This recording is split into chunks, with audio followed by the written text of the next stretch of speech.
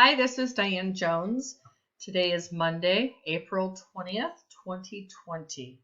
Today I'm going to show you how to do a comparative market analysis, aka CMA, using ARMLS. So first I did do a comp in Monsoon, which there is another recording for that. And based on that information, I'm going to come now over to ARMLS. I'm going to do a quick search here. And I know in Monsoon that the subdivision is Copper Basin. Come back over here. I'm just going to start scrolling down here. So the status, I want all statuses up to closed. Except I am going to get rid of the coming soon. Probably doesn't really matter. Right here, see all and select date ranges. I'm going to select that and I'm just going to click close of escrow. It's going to automatically default to 6 months ago. I'm going to leave that like that for now. I probably will modify it on this particular property because Copper Basin has quite a few listings. So for now, though, I'm going to come down here. I'm going to go dwelling type is single family. Dwelling style is going to be detached. Now I'm going to go automatically down to subdivision and put Copper Basin.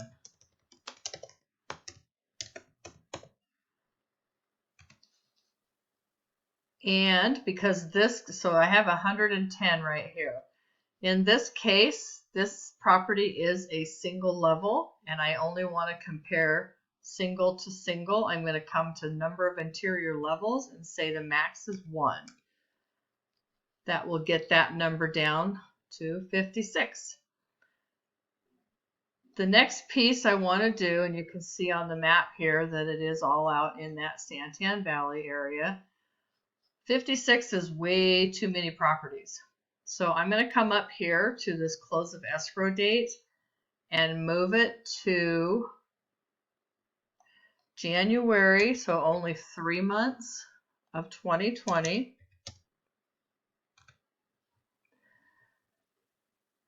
And still have quite a few. At this point, I'm going to look at the square footage. So my subject property square footage is 1471. So I want to go about 10% plus and minus the 1471. So if I take 1471 minus 147, gives me approximately 1325, we'll call it. And then 1471 plus 147 gives me about 1600. We'll see if that gets us a little bit less. Okay, so now we have 20 properties. The other thing I can do on here is come down to the pool. Now I know in this case that this property does not have a pool, so I can say not. I just click on this little or not and say I just want to see properties that do not have a pool.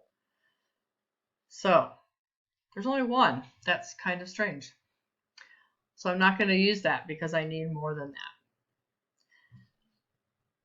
Tell you what, we're going to come over to list. It's going to show me these 20 properties. I'm going to come over to square footage and sort it by ascending to go from smallest to highest and see. Remember, it was 1471. So I'm going to see how many properties. I'm just going to start clicking these. That is my subject property. It's already listed, so I'm not going to hit that yet. Got that one. 1465 is still good. 64. I want to get 3 to 4 either pending and or closed, and maybe an active or so as competition. So we'll just go with that. So I have right here, I have selected 6 properties. Come over here and you can see the 6 properties at 205 is active, 219 and 217 are pending, and then 220 is closed, 207 and 215. So I have a good little smattering. Once I have that information and I want to use these selected as my actual comps, I'm going to come up here where it says CMA, create CMA, and it's going to be based on these 6 properties. So I'm going to click CMA, I'm going to use selected, and it's going to take me into here. I want to do a full CMA. If you're trying to get a listing, intending to get a listing, there is no try, you want to make it look as good as possible. So do a full CMA based on the square footage, and you're going to come down to where it says next step. This title page,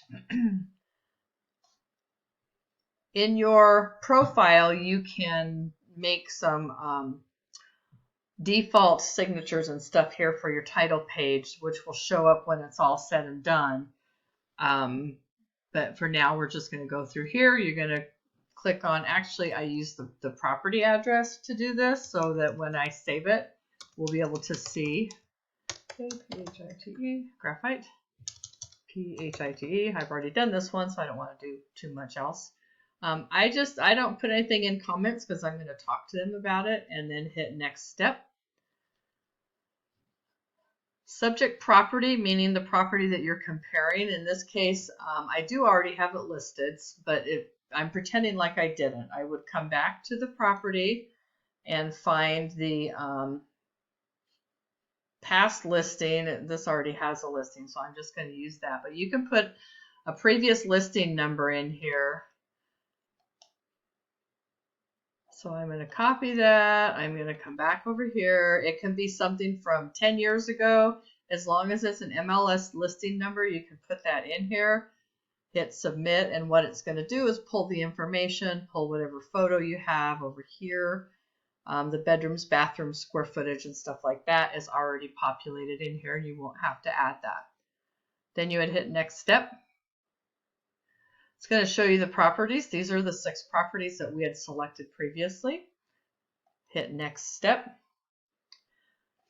Now you can see this tab says adjustments.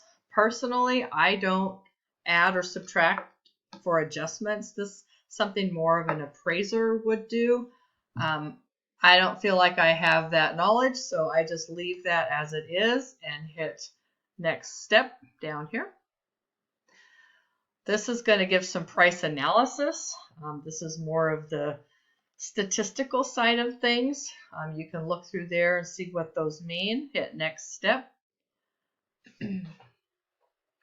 This is going to give you the recommendation based on those 6 properties. 215 is the low, 217.5 is kind of the medium, 220 being the high. You're going to hit next step.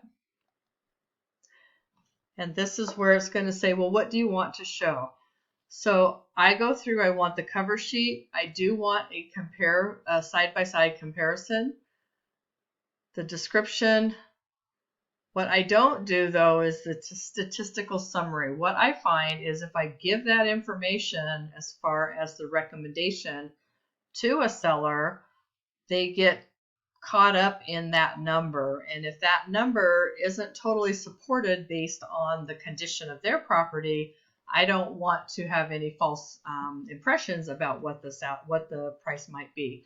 So I don't provide that statistical summary. I unclick this individual price summary for each listing. I unclick the price per calculation. And then here where it says listing detail report, I come over here and I want the listing detail report with photos and to print all listings. So the system is going to print all of the 6 listings. At this point, you would hit download. It's going to download as a PDF as separate. And here it is here. I'm going to go ahead and open this up. And this is what you would have when it opens up. comparable market analysis. This information here, if you go into your ARMLS profile, you can find where to put all that information.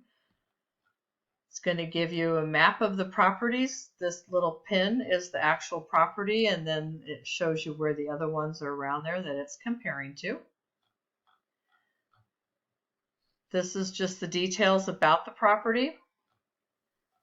This is the side-by-side, which really is powerful as far as what they're looking at. You can see this is always going to be the subject property here on the left, and they're very comparative as far as the bedrooms, bathrooms, square footage and stuff.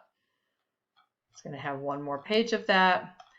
And then on each of these, it's going to have the MLS data sheet, and then the first 6 photos, which we can't change those, or I haven't found a way to change which photos you want. There's another, the first 6, and then you're just going to save this, and that would be your CMA that you would discuss with your seller.